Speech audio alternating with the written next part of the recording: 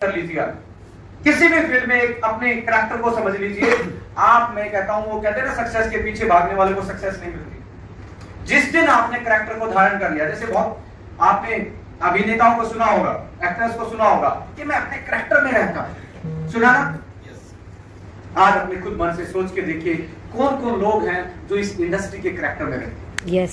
और जिसने इसके करैक्टर में रहे हैं, मैंने so many example, not only in okay life के, मैं बहुत सारे लीडर जो डिफरेंट प्लेटफॉर्म पे बहुत अच्छा परफॉर्मेंस कर रहे हैं उनसे मिलता हूं, बात करता हूं, उनके एक्सपीरियंस एक दूसरे के साथ शेयर करता हूं। ऐसा नहीं है कि मैं ओके लाइफ के साथ जुड़ के मैं किसी से बात नहीं करता। तो मैंने एक चीज जो सक्सेसफुल नेटवर्क है उनमें और एक जो कंपनियां करते हैं उनमें एक चीज का डिफरेंस लगा है कि जो अचीवर है वो उनका जो बिलीफ सिस्टम है या वो जो करैक्टर है इस इंडस्ट्री का वो उन्होंने धारण किया, उनका एक ऑरा, वो हमेशा इंडस्ट्री के बारे में बात करते हैं, वो हमेशा कंपनियां ज्वाइन की हैं, वो हमेशा करते हैं इसमें ये दिक्कत है, इसका तो वो दिक्कत है, इसका ये दिक्कत है। क्या मुझे बताएं, एक कोई भी कंपनी का एक ऐसा एग्जांपल दीजिए, कोई वर्ल्ड की कोई भी कंपनी ठीक सी जिसमें फेलियर नहीं है और जिसमें अचीवर नहीं है। Right.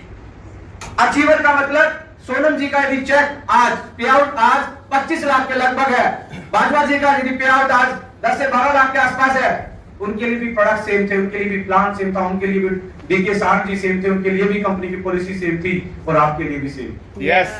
What is the main difference? The difference आप इस ऑरा को, इस करैक्टर को धारण करते हैं या नहीं है। तो जिस दिन आपने धारण कर लिया उस दिन उदाहरण बन जाओगे मेरे दोस्त। Great sir, great. राइट। आज जो हम डिस्कस करने वाले हैं ये आपको टेक्निकल बातों के साथ आपकी विचारधारा को और ज्यादा बल देगा। Super, we are ready. Reason क्या है? जब आपकी वोकैबुलरी, जब आपकी डिक्शनरी में कोई टेक्निकल चीजें नहीं है ना, तो आपके सामने कोई फिरकी लेके चला जाता है। पीके मूवी किस किसने देखा है? सभी ने देखा ना। उसमें क्या एक फेवरेट सा डायलॉग है, कोनू फिरकी।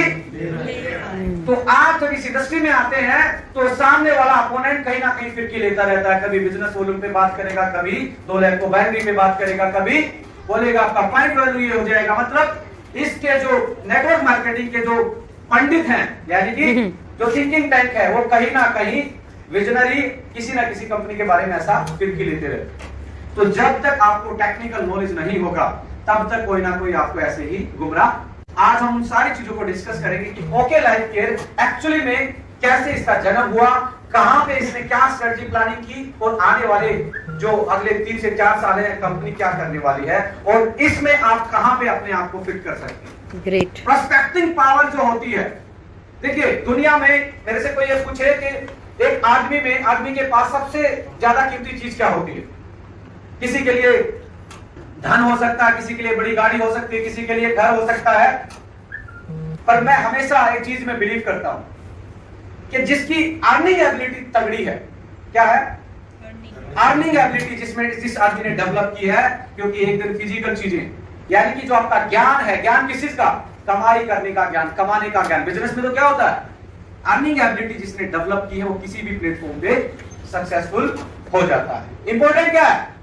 इंपॉर्टेंट है अपनी एबिलिटी पे काम करना, अपनी प्रोस्पेक्टिंग पावर पे काम करना। आप जब किसी के सामने बैठे हो तो इतनी टेक्निकल नॉलेज आपको होनी चाहिए कि आपका जो ऑरा है वो सामने वाले को के घेरा डाल के अपनी टीम में ज्वाइन करवा दे। यस। बहुत सारे लीडर मैं देखता हूं मेरे सामने आते हैं, सर इसको प्लान मैंने दिखाया था पर इसने ज्वाइन किसी और लीडर को कर दिया।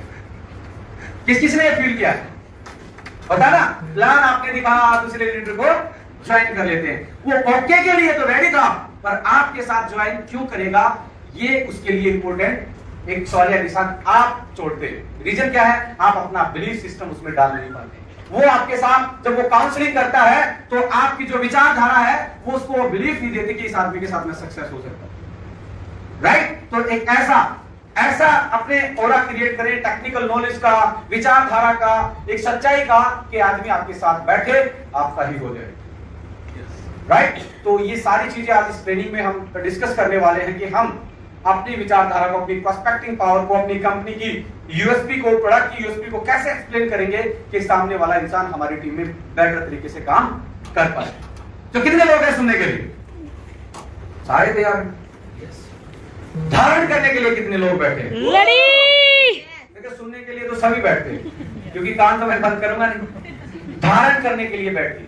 क्योंकि मैं जब इस इंडस्ट्री में आया, सच बता रहा हूं, आई था part of ICR system, agriculture जो सिस्टम हमारी यूनिवर्सिटीज का, मेरा पीएचडी उसी में ही हुआ है, एनडीआरआई करनाल से मैं पीएचडी किया। एक बिलीफ सिस्टम का एग्जांपल अपने आप पे बताना चाहता हूं। जब मैं पीएचडी की तैयारी कर रहा था तो 2 सीट थी जर्नल की, आईसीआर में 2 सीट थी, एनडीआरआई में पूरे ऑल इंडिया 2 सीट थी। एक बात बताना चाहता हूं कि कब पता नहीं कौन सी बात आपको इतना हिट कर जाए कि एक साधारण आदमी से भी कुछ सीखने को मिल सकता है। तो मैं तैयारी कर रहा था, तैयारी करते करते मेरे दिमाग में ख्याली पुलाव चल रहे थे, कंफ्यूजन में था, 2 सीट है, नहीं हुआ तो चला एक साथ खराब हो जाएगा। अब मैं कंफ्यूजन में था। एक मेरा दोस्त है गांव में, बिल्कुल देसी, जिसने 10th तक पढ़ाई किया, उसके बाद खेती वेती का काम करता था। वो बोला क्या क्या चल रहा है? मैं बोला यार तैयारी कर रहा हूँ, 2 सीट है, चला नहीं हुआ तो। वो बोला 2 सीट है? उनकी हाँ। बोला हमें तो एक ही तो चाहिए हमें एक ही तो चाहिए। ये वाली बात मेरे जो साथी थे, कौन से साथी, जो पढ़े साथ में, जो बड़े हुए, टेक्निकल नॉलेज थी जिनको, वो नहीं बता पाई। मैंने सोचा यार ये बात तो ठीक बोल रहा है कि हमें तो एक ही चाहिए। और फिर उसके बाद वो बिलीफ सिस्टम में धारण किया तो मेरा रैंक फर्स्ट आया। ग्रेट। नहीं तो यदि वो इंसान नहीं आता और ये एग्जांपल नहीं देता हमें तो एक चाहिए, आपकी जिंदगी में बदलाव। मैं एक बार एफडीएसए की मीटिंग में गया था, ओके लाइफ केयर को रिप्रेजेंट करने। नाम नहीं लूंगा किसी कंपनी के, वो भी डायरेक्टर थे, मैं भी बैठा।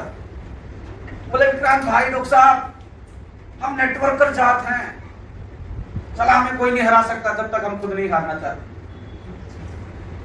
मैं देसी सा आदमी था, वो नेटवर्कर से डायरेक्टर था, नाम मैं बता नहीं रहा किस कंपनी का था।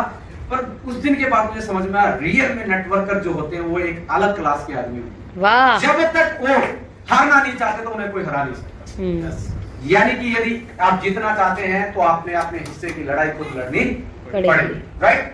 तो स्टार्ट करेंगे आज का सेशन। आज के बेसिकली आज जो मैं डिस्कस करने वाला हूं, untold story of Indian direct selling and ओएलसी।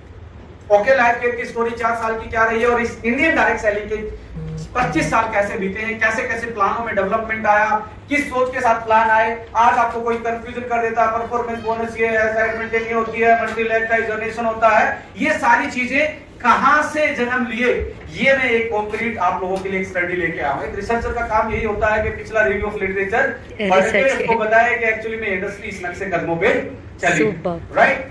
Last 4 year okay life care के क्या रहे और आने वाली ओके लाइफ केयर की जर्नी क्या रहेगी, right? Journey of Indian direct selling कैसे कैसे 25 साल, यानी कि लगभग 25 साल की इंडस्ट्री हो चुकी है। कितने साल की? 25 ईयर। 25 साल की। और इस 25 साल को मैंने, यानी कि जो अभी तक यहाँ तक जो इंडस्ट्री आगे पहुंची है, इसको मैंने 4 भागों में बांटा। पहला जो फेज था इस इंडस्ट्री का, मैंने पहले 7 साल का एक फेज रखा। ये मैंने मेरी अपनी कंक्लूजन, अपनी स्टडी इस इंडस्ट्री के बारे में, जो मैंने सीखा, जो मैंने समझा, जो महसूस कर रहा हूँ इस इंडस्ट्री के बारे में, जो डाटा मैंने स्टडी किए। पहला जो फेज था वो 0 से 7 साल का था।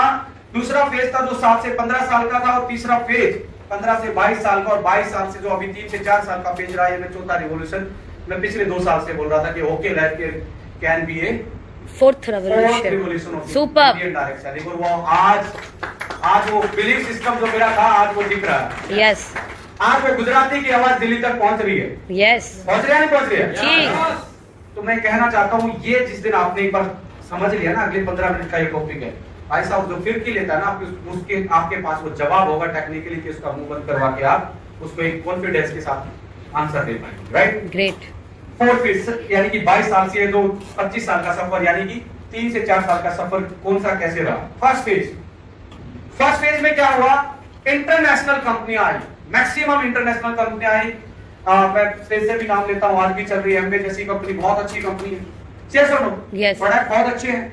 हर्बलाइफ कंपनी, एवोन की बात करें या ओरिफ्लेम की बात करें, आप किसी भी इंटरनेशनल प्लेटफॉर्म की बात करें, बहुत सारी कंपनियां आई आज से 20 से 25 साल पहले और अपना बिजनेस यहाँ पे इंडिया में करना स्टार्ट किया, राइट?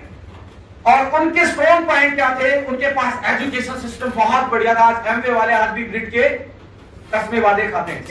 यस। उनके एजुकेशन सिस्टम में आप बैठते हैं तो आपको बहुत टेक्निकल नॉलेज वो देते हैं। किसी में भी आप बैठ के देख लीजिए, बहुत अच्छा एजुकेशन सिस्टम उस टाइम भी था और आज भी है, राइट? दूसरा पॉइंट स्ट्रॉन्ग क्या है? क्वालिटी प्रोडक्ट इन्होंने डिलीवर किए। आज एमवे के प्रोडक्ट में क्वालिटी में कोई दिक्कत नहीं है या नहीं? जी सही बात, हर्बल लाइफ के प्रोडक्ट में कोई क्वालिटी में कॉम्प्रोमाइज नहीं है। ओरिफ्लेम में नहीं है। स्ट्रॉन्ग पॉइंट बता रहा हूं मैं, good management and services. Management में भी पूरी ट्रांसपेरेंसी है, रूल सबके लिए सेम होते हैं। कोई ऐसा नहीं है कि पुराने लीडर के लिए अलग रूल रहे या न्यू कमर के लिए अलग rule, right? Well established world wide इन कंपनियों का अपना पूरा नेटवर्क, पूरी इनका मैन्युफैक्चरिंग यूनिट, सर्विसेज, सारी चीजें सेट, यानी कि स्ट्रॉन्ग पॉइंट इनके ये रहे। पर इसमें हुआ क्या कि फर्स्ट पहले साथ में वीकनेस कहां पे रही इन वाली कंपनियों की? Weakness I maximum health supplement उन्होंने डील की। एग्जैक्टली। आज से 25 साल पहले मल्टीविटामिन बेचना, सेल करना कितना हार्ड होगा, क्योंकि आज भी इंडियन मल्टीविटामिन को एक मेडिसिन मानते हैं, राइट? यस और नो? यस। मैं बड़ा मजाकिया तौर पे बोलता रहता हूं कि इंडियन तो ऐसे हैं, हमारी ऐसी, हम हेल्थ के लिए इतने सीरियस नहीं है कि जब तक आदमी बेहोश नहीं होता तब तक हॉस्पिटल नहीं जाता। और ऐसी कंट्री में आप मल्टीविटामिन बेचना और आज से 20 साल पहले डील करना कितना हार्ड हो। बहुत। बट उनका एजुकेशन सिस्टम बहुत स्ट्रॉन्ग था, तो उन्होंने अपना नेटवर्क क्रिएट करना स्टार्ट किया। तो ये वीकनेस था कि मैक्सिमम हेल्थ सप्लीमेंट थे उनके पास। दूसरा क्या था? ओवर प्राइस, महंगा भी था और रिक्वायरमेंट का भी नहीं था। उस टाइम पे लोगों को नॉलेज नहीं थी। मुझे याद है और मुझे प्राउड भी होता है, हमारे हरियाणा में 3 गांव हैं जो नरवाल सरनेम के हैं, और मेरे तीनों के तीनों गांव में कबड्डी की इतनी बड़ी टीमें हैं कि इंडिया की टीम को हरा सकते हैं, क्योंकि सारी जितने आप प्रो कबड्डी में देखते हैं सारे नरवाल मेरे गांव से आते हैं। तो हमें याद है, हम बच्चे थे, जब कोई ठीक ठाक सी बॉडी बना लेता तो हम कहते थे पाउडर खा के बनाएंगे। मुझे याद है, मैं जब 6th क्लास में 8th क्लास में, तो हम मजाक लेते थे पाउडर खाया इसने। तो इसका मतलब क्या था? आज उसी पाउडर को हम बोलते प्रोटीन खा रहा है। यस। कौन सा प्रोटीन ले रहा है? वे प्रोटीन आइसोलेट ले रहा है, वे प्रोटीन कॉन्सेंट्रेट ले रहा है। यहां तक हमारी नॉलेज बढ़ गई, राइट? उस टाइम पे तो ये बहुत डिफिकल्ट था इन चीजों को मार्केट करना, और ओवर प्राइस बहुत बड़ी समस्या थी, क्योंकि 1000-1500 का मल्टीविटामिन में डील करना उस टाइम पे आज ही बहुत मुश्किल है। आज भी आप माई 90 को पता नहीं कितनी तरीके से बता के उसको कन्विंस करना पड़ता है, राइट? डोमिनेट किसने किया? इंटरनेशनल प्लेटफॉर्म में पहले 7 साल पहला फेज इंटरनेशनल कंपनियों में ने ही इंडिया में डोमिनेट किया। इनके लीडर दिखते थे, इनके प्रोडक्ट दिखते थे, इनकी मीटिंग दिखती थी, right? But Indian direct selling कंपनियां स्टार्ट हुई यहाँ इस एरा के बाद, यानी कि 2004, 2003, 2007 के आसपास आप इंडिया की जो आप टॉप 5 कंपनी देखेंगे तो उसी एरा में, सेकंड एरा के आसपास इनकी जन्म हुआ, राइट? जन्म क्यों हुआ? क्योंकि प्रोडक्ट ओनली हेल्थ के थे, इनको सेल करना मुश्किल था। तो हमारे जैसे भाई जो समझदार थे, उन्होंने अपनी कंपनियां खोली, स्टार्ट कर दी और इंट्रोड्यूस किया न्यू प्रोडक्ट। कौन से new product? FMCG, home care, personal care, ये प्रोडक्ट ज्यादा दिए क्योंकि ये 2 एंट्री प्रोडक्ट माने जाते। हेल्थ को डील करना हार्ड था, तो हमारा जो नेटवर्क का फायदा, उन्होंने अपनी कंपनियां खोली और प्लेटफॉर्म डेवलप हुए, तो नए प्रोडक्ट आए जो कि 2 entry product, fast moving goods में बात करें, पर्सनल केयर के प्रोडक्ट ज्यादा आने स्टार्ट हुए। Price slightly lesser than. Indian कंपनियों ने क्या किया? इंटरनेशनल कंपनियों से फाइट की प्राइस पे उस टाइम पे। जब ए नाम की कंपनी में ग्लूकोसामाइन 1.5 से 2,000 का बिकता था, तो हमारी इंडियन कंपनियों ने कितने रुपए का लॉन्च किया? 500 रुपए, 600 रुपए, 700 रुपए, यानी कि बोला कि भाई साहब वहां से सस्ता भी देंगे और उनसे बेटर प्लान भी देंगे। तो जो स्ट्रेटजी थी, जो मार्केटिंग की स्ट्रेटजी थी, तो कॉम्पिटिटिव मार्केटिंग करने का तरीका था, 2 ही तरीके आज तक रहे इस दुनिया में। किसी की भी बात कर लीजिए, कॉर्पोरेट सेक्टर की बात कर लीजिए, ट्रेडिशनल मार्केट की कर लीजिए, डायरेक्ट सेलिंग की, या तो प्राइस वार होता है या यूनिक थ्योरी होती है। yes. या तो आपका प्रोडक्ट यूनिक होना चाहिए या आपका प्राइस नीचे होना चाहिए। 2 ही थ्योरी है वर्ल्ड में। आप BMW का है कोई एग्जांपल लेता है, मारुति तो मारुति होती है, BMW होती है। मारुति जनरल कैटेगरी है, BMW यूनिक कैटेगरी है, तो उसका प्राइस मैटर नहीं करता। जब आप एफएमसीजी में आएंगे, जनरल प्रोडक्ट में आएंगे, तो वहां प्राइस को आपको फाइट करना पड़ेगा। ये कोई भी यूनिवर्सल थ्योरी है, ये हमारी बनाई हुई थ्योरी नहीं है। हो सकता है इस थ्योरी को हमने ज्यादा प्रमोट किया। लोग ये कहते हैं ना, आपने तो कंपैरिजन, भाई साहब मारुति वाला भी टाटा के साथ करता है, एयरटेल ने भी वोडाफोन के साथ कंपैरिजन किया है कि मेरी कॉल इतने पैसे सस्ती है। तो ये थ्योरी तो सारे संसार में चलती है, हर बिजनेस में चलती है।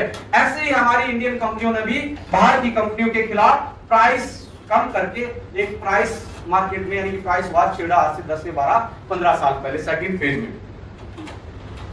वे promotion based on comparison of price and plan. Exactly. आज भी आप देखें, जो इंडियन कंपनी, जो इंडिया की सबसे बेहतरीन कंपनी मानी जाती है बाय टर्नओवर, उसने इंटरनेशनल कंपनियों का प्लान पे भी अटैक किया और प्रोडक्ट के प्राइस पे भी Exactly. अटैक किया। यही प्रमोशन का तरीका था। आज से 10 से 15 साल पहले जो प्लान दिखा करते उनकी वीडियो देख लीजिए, वो इंटरनेशनल प्लेटफॉर्म को कंपेयर करके दिखाते थे कि विदेशी लूट ले जाएंगे, स्वदेशी भावना जगा के, जैसे रामदेव जी ने जगाई, ऐसी भावना जगा के उन्होंने कंपैरिजन किया। बट वीकनेस क्या रहेगी इनकी भी? इन्होंने क्या किया, हेल्थ सप्लीमेंट डोमिनेटिंग रहा, एफएमसीजी के ज्यादा प्रोडक्ट नहीं दे पाए, क्योंकि मैन्युफैक्चरिंग की जो फैसिलिटी थी इंडिया में उस टाइम पे बहुत कम थी, बहुत ज्यादा कम होती। आज भी अच्छी पैकिंग के लिए आपको चाइना भागना पड़ता है, आज भी आपको रॉ मटेरियल प्रिक्योर करने के लिए आपको फॉरेन की तरफ मुंह देखना पड़ता है। तो मैन्युफैक्चरिंग कैपेसिटी कम होने की वजह से और इस इंडस्ट्री का जो वर्क था वो कम होने की वजह से ओनली हेल्थ प्रोडक्ट ही इसमें डोमिनेट करते रहे, जिसके कारण इसका एक्सपेंशन था, जो मार्केट का बड़ा होना था, वो बहुत स्लो रहा। प्राइस रिमेन हायर, प्राइस ऊंचा ही रहा। किसके कंपैरिजन में? ट्रेडिशनल मार्केट के कंपैरिजन में इनका प्राइस कितना रहा? हायर रहा। हायर रहा।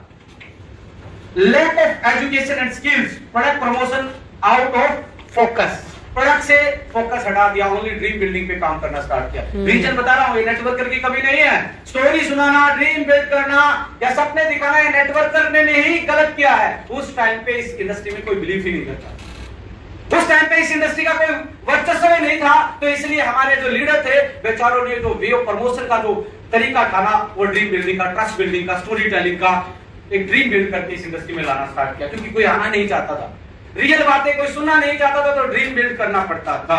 तो एजुकेशन सिस्टम किस चीज पे गया?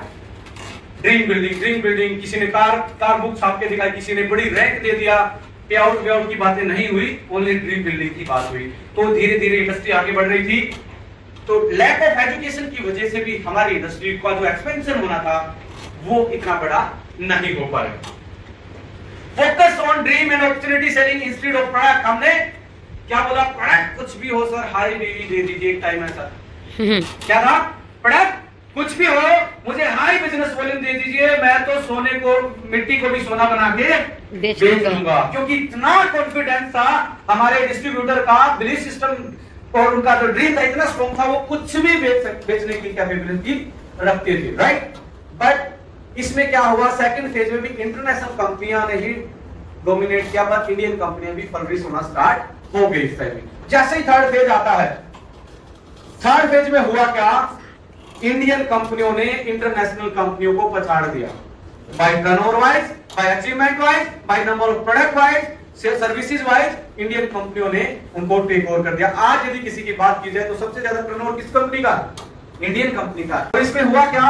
डेली यूजर्स प्रोडक्ट ज्यादा रहे, एफएमसीजी सेक्शन बड़ा होता गया, अचीवर बढ़ते गए, इंफ्रास्ट्रक्चर बढ़ती गई। दिया कि इस थर्ड फेज में ही लोगों को पता लगा कि प्रोडक्ट बेस्ड जनरेशन प्लान ही स्टेबल होते हैं। यस, 2010 के आसपास तो ये लगता था कि बाइनरी करूं, इन्वेस्टमेंट करूं या एफडी करूं, आदमी को कंफ्यूजन में रहता था। राइट नाउ आज पिछले 5 साल से क्लियर हो गया कि प्रोडक्ट बेस्ड का ही भविष्य है। तो थर्ड फेज में ये हुआ। वीकनेस क्या रही इस थर्ड फेज में? इस थर्ड फेज में, और यहीं से ओके लाइफ केयर की उत्पत्ति होती है, यहीं से जन्म होता है। yes. तो वीकनेस बता रहा ना, इसका सॉल्यूशन ला के ही ओके लाइफ केयर आज बड़ी बन पाई। ऐसा नहीं है कि मैंने प्रोडक्ट सस्ते दे दिए, ये कर दिया, वो कर दिया। इसके पीछे रीजन क्या है? जो वीकनेस थी थर्ड फेज में, over price still a problem. जब ओके लाइफ केयर स्टार्ट हुआ उस टाइम ओवर प्राइस एक प्रॉब्लम थी। यस और no? Yes. Focus more on motivation. उस टाइम मोटिवेशन पे ज्यादा था, प्लान की कैलकुलेशन पे कोई बात नहीं होती थी, right. Story, dream selling, lack of technical education. आप किसी भी लीडर से कैलकुलेशन पे बात करेंगे, जी ऐसा नहीं होता, वैसा नहीं होता, ओनली स्टोरी में साइकिल पे आता था, BMW में आ रहा हूं, ऐसी मनगढ़ंत स्टोरियां ही चलती थी एजुकेशन सिस्टम के नाम पे, राइट। अब most of business plan and tools are outdated.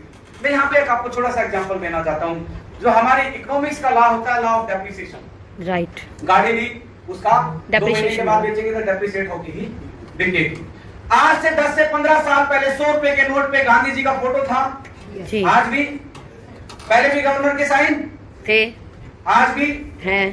पहले भी 100 रुपए में चलता था, आज भी 100 रुपए में चलता। पर पहले में जब हम 10 से 15 साल पहले जब कोई चीज 100 रुपए में खरीदते थे तो बहुत ज्यादा आती थी क्वांटिटी, आज 100 रुपए में कम आती। वही गांधी जी वही गवर्नर के साइन, वही ये लिखा हुआ मैं अदा करता हूं 100 रुपया फला फला फला। सारी चीज तो है, आर्किटेक्चर तो नोट का वही है, पर क्या हुआ 100 रुपए की वैल्यू कम गिर गई। यस, मुझे याद है कि मेरे फादर साहब तो गवर्नमेंट जॉब में थे, 10,500 रुपए की तनख्वाह होती थी, उसमें भी घर अच्छे से चलता था उस टाइम, याद है मुझे। पर आज आपको लगे कि 10,000 रुपए में घर चलाना तो कैसा लगे?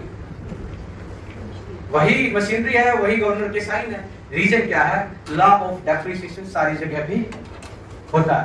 जब ये प्लान बने उस टाइम की जो करेंसी की वैल्यू थी, उस टाइम पे जो हमारी इकोनॉमी की वैल्यू थी वो डिफरेंट थी। उस टाइम पे लोगों के ड्रीम अलग थे। उस टाइम पे हो सकता है ऑल्टो कार भी किसी की ड्रीम कार हो, पर आज क्या ऑल्टो कार के लिए सपने देखता है कोई?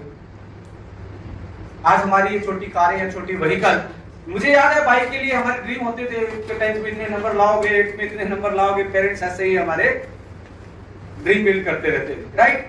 तो आज जो था और जो पहले था उसमें बहुत डिफरेंस, यानी कि outdated business plan, outdated business tool.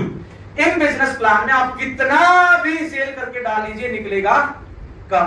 ये बिजनेस प्लान ऐसे हो गए जैसे पहले गवर्नमेंट की योजनाएं होती थी, ऊपर से चलते थी नीचे तक खाते में नहीं आती थी। ओके लाइफ केयर का प्लान ऐसे है कि सीधा अकाउंट में आता है। यस, बिल्ड करके आप अपने बिजनेस को, अपनी पूरी टीम को साथ लेके चल सकते हो। ओके लाइफ केयर के प्लान में हमने इन चीजों का सॉल्यूशन दिया है, इसलिए आज ओके लाइफ केयर अपने बलबूते पे एक उभरती हुई इंडिया की बेहतरीन कंपनी में जगह बनाने में जबरदस्त गाइड अप करते हैं स्ट्रेटजी को। इसमें हुआ क्या, इंटरनेशनल कंपनियां आई, इंटरनेशनल में अपना वर्चस्व जमाया, पर प्रोडक्ट हेल्थ के ज्यादा थे, हाई प्राइस थे, तो इंडियन कंपनी खुलना स्टार्ट हुई। इंडियन डायरेक्ट सेलिंग कंपनी में उन्होंने कंपैरिजन किया, हमारे प्रोडक्ट आपसे सस्ते हैं, आपके महंगे हैं, और हमारा जो प्लान है आपसे बेहतर प्लान है। बट हुआ क्या, ये ट्रेडिशनल मार्केट से हमेशा हायर रहे। तो एक वैक्यूम था कि ट्रेडिशनल मार्केट का जो प्राइस था और जो इंडियन डायरेक्ट सेलिंग का प्राइस था, इसके बीच में गैप, इसके बीच में गैप था। तो ओके लाइफ केयर जब आई तो उसने अपनी स्ट्रेटजी जो प्लान की मार्केटिंग की, ट्रेडिशनल मार्केट के प्राइस पे ओके लाइफ केयर ने अपनी मार्केटिंग स्टार्ट की। This is the main USP जहां पे आज आके आप बैठे हो, और यहां पे इंडिया की कोई भी कंपनी इस मार्केट में अटैक करने वाली आज नहीं है ओके लाइफ केयर की। यस, ये रीजन है, टेक्निकल रीजन है आज ओके लाइफ केयर को आप क्यों ज्वाइन करेंगे। बिकॉज हमारा जो कंपटीशन है वो डाबर से है, वो पतंजलि से है, वो हिमालय से है, वो पीएनजी से है, और ये तो भाई साहब फिर अपने आप ही लपेटे में आ जाएंगे इंडियन डायरेक्ट सेलिंग कंपनी। वैसे किसी ने पूछा सर आप उस कंपनी के खिलाफ हो? मैं बोला किसी के खिलाफ नहीं हूं, मैं सबके खिलाफ हूं जो महंगा बेचता है। यहाँ पे भी इंडियन डायरेक्ट सेलिंग का जो प्राइस था यहाँ पे था, हमने इसको बोला कि एक कस्टमर को यदि एम्पावर करना है तो उसका मार्केट में जो ट्रेडिशनल मार्केट का जो प्राइस सेट किया हो, जो ब्रेड में सेट है, तो उसी ब्रेड के सेट के अनुसार और हमारी पॉकेट का जो खर्च करने की जो क्षमता है, हमारी बाइंग कैपेसिटी जो उसके अकॉर्डिंग उसको प्रोडक्ट दे दिया। तो यहाँ बिना बिजनेस वॉल्यूम भी, बिना टाई लगाए भी, एक बाबा जिसने कभी पूरे कपड़े भी नहीं पहने, बिजनेस वॉल्यूम देता है क्या? कभी टाई लगाई बाबा ने, कभी सेमिनार किए, किसी को पे आउट दिया, पूरी इंडस्ट्री से ज्यादा टर्नओवर लेके बैठा। रीजन क्या है? उसको नर्स पता है, उसको पता है यहाँ की बाई कैपेसिटी क्या है, यहाँ कस्टमर की साइकोलॉजी क्या है। उन्होंने स्वदेशी का नारा लगाया और स्वदेशी प्राइस में प्रोडक्ट उतारे, और लोगों ने उनको जमकर साथ देके उस कंपनी को आज 14 से 15 हजार करोड़ की बनाई। पूरी इंडस्ट्री से ज्यादा टर्नओवर लेके बैठा। तो आज बता रहा हूं, हर बिजनेस की एक ही रीड होती है, सेल। कुछ लोग उलझे रहते हैं, इसका पॉइंट वैल्यू, इसका बिजनेस वॉल्यूम, इसका ये, इसका वो। जहां सेल नहीं है वहां पॉइंट ही नहीं बन सकते। एग्जैक्टली। कुछ लोग कहते हैं कि पॉइंट वैल्यू, मैं कहता हूं पॉइंट वैल्यू से पहले तो ये आता पॉइंट बनेंगे या नहीं बनेंगे। पॉइंट बनेंगे आपके प्रोडक्ट सेलेबल है या नहीं, आपका प्राइस ठीक है या नहीं, आपकी क्वालिटी बेहतरीन है या नहीं है। क्योंकि आपका एक पॉइंट बनने से गुजारा नहीं होगा, आपके मल्टीपल पॉइंट बनेंगे और हर महीने बढ़ के पॉइंट बनेंगे, तो पॉइंट वैल्यू नीचे भी आएगी तभी पे आउट पड़ेगा। ग्रेट। जब सोनम जी का पे आउट 2 लाख था, उस टाइम पे पॉइंट वैल्यू हाई थी, आज पॉइंट वैल्यू हल्की नीचे गई, तो आज पे आउट 22 लाख। 22 लाख। वो तो पॉइंट वैल्यू ने कहां पे इफेक्ट डाला? पॉइंट वैल्यू इफेक्ट नहीं डाल रही है, मल्टीप्लाई आपके पॉइंट कितने होंगे वो डिपेंड करेगा आपका प्रोडक्ट सेलेबल है या नहीं। राइट। आपके पॉइंट ही नहीं बनेंगे तो आप पॉइंट वैल्यू तो बात की बात। बोला जी डॉलर का रेट कितना चल रहा है, भाई साहब जेब में 100 रुपए नहीं, डॉलर की बात करेंगे, समझ रहे हो? पॉइंट वैल्यू, पॉइंट स्टार्टिंग में ऐसे कंपनी मेरे सामने आता था जी आपका बीवी कम है, मैं हमेशा मजाक में पूछा था लीडर से, बिजनेस वॉल्यूम यानी कि बीवी के लिए आए हो या पे आउट के लिए? बोलते जी पे आउट चाहिए, मैंने कि पे आउट चाहिए, आ तो रहा हो, ले लो भाई साहब, बिजनेस वॉल्यूम जुट के। तो कहने का मतलब हमारा जो टारगेट, हमारा जो फोकस है वो कैलकुलेटेड होना चाहिए। बिजनेस व्यापार कैलकुलेशन से चलता है, इमोशन से नहीं चलेगा। परिवार आपका गुजारा आपके इमोशन से नहीं चलेगा, आपके बैंक बैलेंस से चलेगा। यस। तो इन चीजों को समझना पड़ेगा। एज ए यंग एंटरप्रेन्योर में हर बार ये बोलता हूं कि आपको सारी चीजों को देखना पड़ेगा, टेक्निकली समझना पड़ेगा। बहुत सारे लीडर, एक अच्छी बात है, वो एक इतना बिलीफ सिस्टम में रहते हैं, कई बार थांक भगत हो जाते हैं। बोला ये तो मेरी पहली कंपनी है, मेरे तो खून में घुस गई, ये तो मेरा पहला प्यार है। ऐसे मैंने बहुत सारे नेटवर्करों को सुना है। अब बायोलॉजी का स्टूडेंट था, ब्लड का नाम लिया तो कोरिलेट हुआ। मैं बोला आपके ब्लड में कैंसर हो गया, आप चेंज करवाना पड़ेगा। मेरी बात समझ रहे? तो आपको अपने परिवार के लिए, अपने करियर के लिए हमेशा एक स्मार्ट नेटवर्कर, एक स्मार्ट बिजनेसमैन की तरह कैलकुलेट करना पड़ेगा चीजों। उसका मैं रीजन दूंगा क्या क्या कर सकते हैं। यहां से ओके लाइफ केयर की उत्पत्ति होती है, यहां से ओरिजिन होता है ओके लाइफ केयर का। आप मुझे बताएं ये सही है या गलत है? सही। इसमें कोई गलत है कि आपको राइट प्राइस पर प्रोडक्ट दिया? और मैं ये बताऊंगा, जब अचीवमेंट की बात करूंगा उस टाइप का आपके जो फैक्ट्स एंड फिगर है वो अपडेट होंगे, और आप इंडस्ट्री में जाएंगे, मार्केट में जाएंगे, तो आपके पास एक जवाब होगा, एक रीजनेबल जवाब। आपके जो फिरकी रहता है ना, उसको समझ में आएगा कि आप किसकी ट्रेनिंग लेके आए। तो आपको समझ में आया एक इंडस्ट्री कैसे चली। यस। किसी ने बोला जी आपके यहाँ परफॉर्मेंस बोनस नहीं है, सोनम जी ने, बजवा जी ने, पवन जी ने, सभी लीडर्स ने, टॉप लीडर्स ने ये फील किया कि जी यहाँ परफॉर्मेंस बोनस नहीं है। मैं बोला परफॉर्मेंस बोनस का ये बताओ, ये बनाया किसने पहली बार? भाई इसके फादर का नाम तो बता दो, डाला किसने था?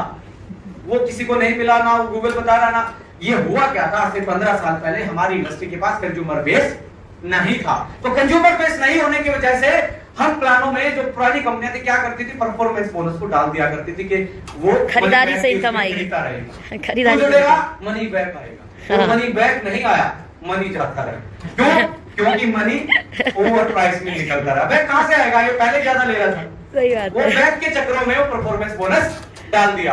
अब उसके बाद हुआ क्या? अब बोलेगा यार जो 20% परफॉर्मेंस बोनस ले रहा है उसकी इनकम जीरो हो जाएगी, और वो तो फिर डायरेक्टरशिप में साइड मेंटेन करने लग जाएगा, तो वो तो खरीदेगा नहीं। बोलेगा भाई वो क्यों नहीं खरीदेगा? उसको बोलते दिया तूने यदि 1 लाख नहीं, 1 लाख से आपको इतना आएगा, दूसरी लाख खोलेगा तभी ज्यादा इनकम आएगी। यानी कि साइड मेंटेन भी एक रीपरचेज करवाने का तरीका बन गया। तरीके थे रीपरचेज और न्यू परचेज को बैलेंस करने के। ऐसा नहीं है कि प्लान पता नहीं किसने बना दिया। हर टाइम जो प्लान बनते हैं उस टाइम की कंडीशन के अकॉर्डिंग बनते हैं। तो उस टाइम की कंडीशन इंडस्ट्री की ऐसी थी कि बिलीफ सिस्टम नहीं था, कंज्यूमर बेस नहीं था। आज बिलीफ सिस्टम भी है, अचीवमेंट भी है, लोग एग्जांपल भी हैं आपके सामने, 20-20, 25-25 लाख, 12-12 लाख, 40-40 लाख आपकी कंपनी में ही एग्जांपल है कमाने वालों के। तो एक बिलीफ सिस्टम, इस इंडस्ट्री का इंफ्रास्ट्रक्चर आज बहुत स्ट्रॉन्ग है। आज हमारे पास डिग्रियां हैं, नौकरियां नहीं है। पहले होता क्या था, हमारे से पहले वाली जनरेशन में जिसके पास डिग्री होती थी, ठीक ठाक पढ़ाई होती थी, उसके पास रोजगार होता था। और आज क्या है, जो जिसके पास डिग्री है उसके पास नौकरियां नहीं है। तो आज स्मार्ट है सब कोई, क्योंकि गूगल का जमाना है। क्योंकि दुनिया किस पे चल रही है?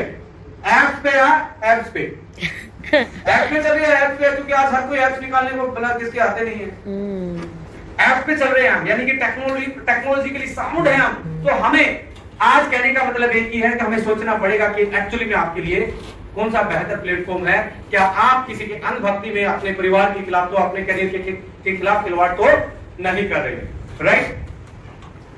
यहां से स्टार्ट होती है उत्पत्ति। कहां से होती है?